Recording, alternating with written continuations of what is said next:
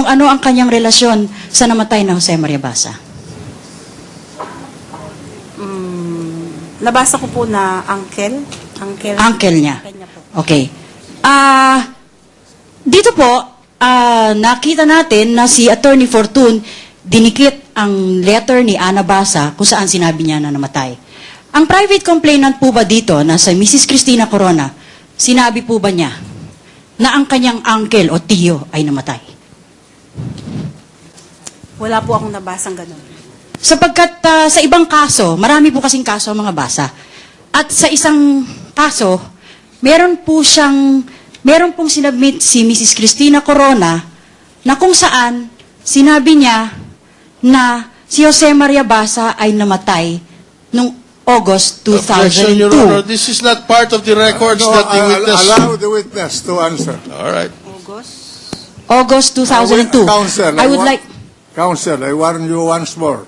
Do not interrupt the counsel while asking the question. Yes, Your It's Honor. improper, I would apologize. Your Honor. unethical. I apologize, Your Honor. Ako pala yun. Okay. Now, I'm showing to you, Madam Witness, isang manifestation na kung saan ang petitioners ay si Asuncion Basa Rocco at si Cristina Rocco Corona. At ito ay may date. Ito ay binigay sa ibang korte. At dito, sa paragraph 1 dito, maaari po bang basahin ninyo? It has come to the knowledge of petitioners that oppositor Jose Maria Basa III passed away in Carson City, Nevada, United States of America in August 2002. Now, kasama po dyan kasi sa mga dokumento na yan ay isang death certificate ni Jose Maria Basa sa Carson City. By the way, ang dokumento pong yan ay may petsang 11 October 2002. Okay? Now, Your Honor, please, may we request that this manifestation and motion be provisionally marked for the prosecution as Exhibit 11-S. And the first paragraph Granted. as 11S-A, dash 1.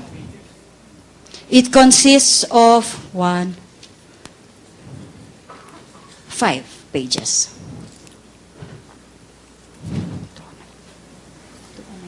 Your Honor, may we request that the document be similarly marked for the defense as exhibit, ano number? 250, Your Honor. Granted. Now, Madam Witness, klaro dito na hindi lang sinabi ng abogado ng akusado na siya ay nag-withdraw.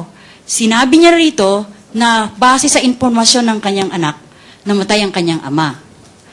Pagkatapos nun, just a few days after that, si Mrs. Corona mismo nag-notify sa ibang kaso na ang kanyang tiyo ay namatay sometime in August 2002. Tama po? Tama po. Objection, Your Honor.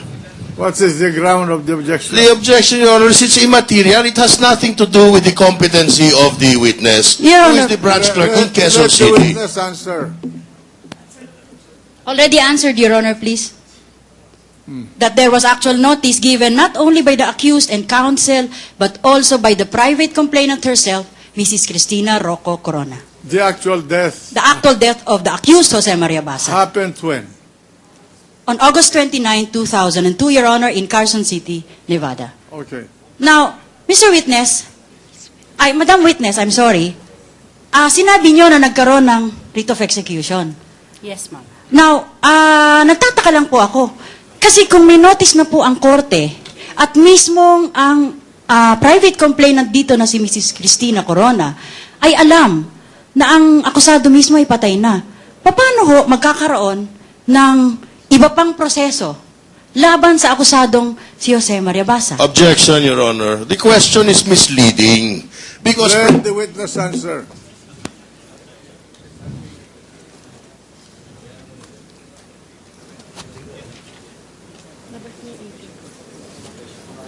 Pwede pong pakiulit ang tanong.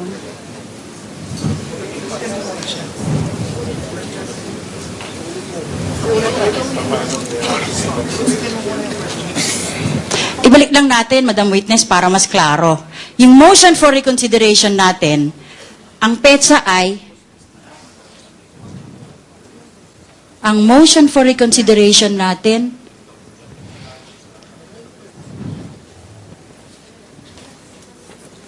Ang motion for reconsideration. ay October 9, 2001. Okay.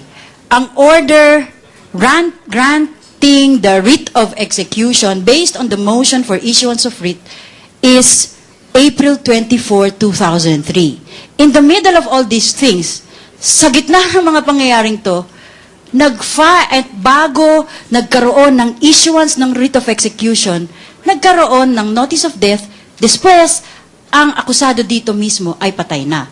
And under the revised penal code, once there is, once the death of the accused happens, then both the criminal as well as civil liability is extinguished. Tama po ba?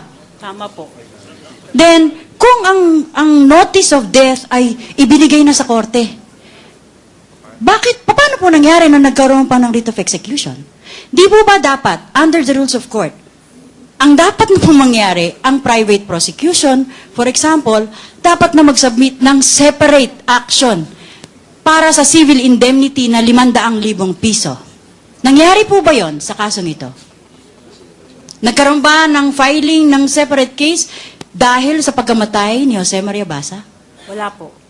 Wala. At actually, ang nangyari, na-issue ang writ of execution na nung April, under the order dated April 24, 2003. Tama na? At actually, namatay si Jose Maria Basa during the pendency of the motion for reconsideration because he died actually on August 29, 2002. Yun lang po material dito. August 29, 2002, namatay si Jose Basa at alam yon ni Cristina Corona. Pero, nag-file pa rin po sila ng motion for issuance of writ of execution against the accused Jose Maria Basa and his wife Randy Basa. Kaya nagkaroon ng writ of execution dated April 28, 2003. Tama po ba? If Your Honor, please, with the kind permission of the Tama court. po. Yes. The question... Mas maganda.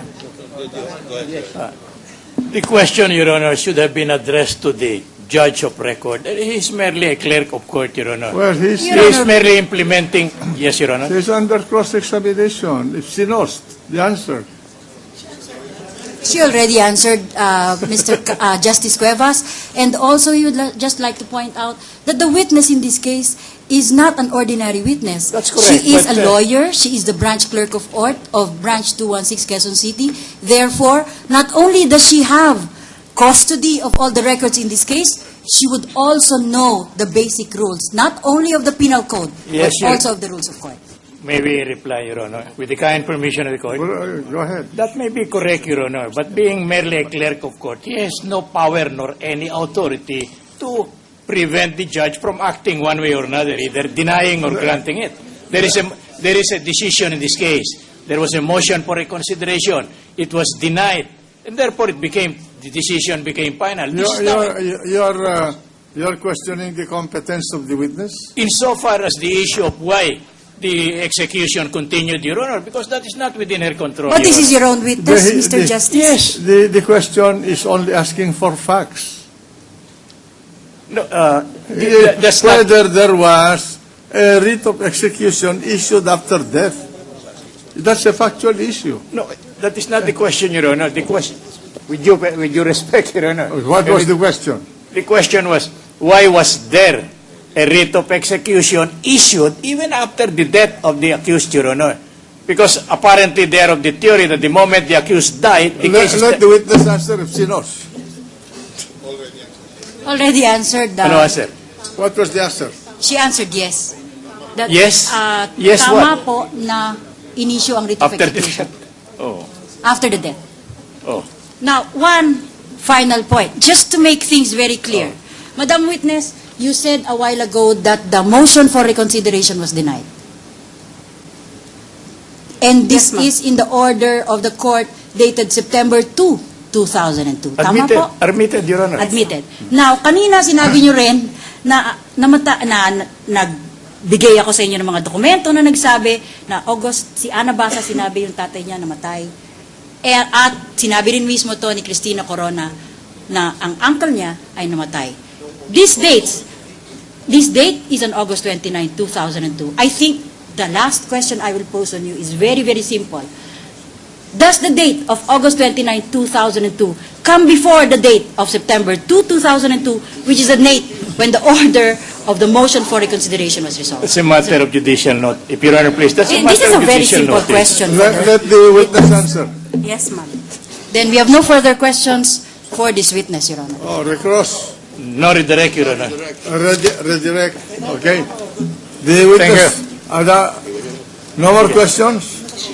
No redirect, Your Honor. All right, the witness is discharged. Thank you, Your Honor. Next witness. We call our next witness to the stand, Your Honor, Mr. Joseph Bisnar, Sheriff of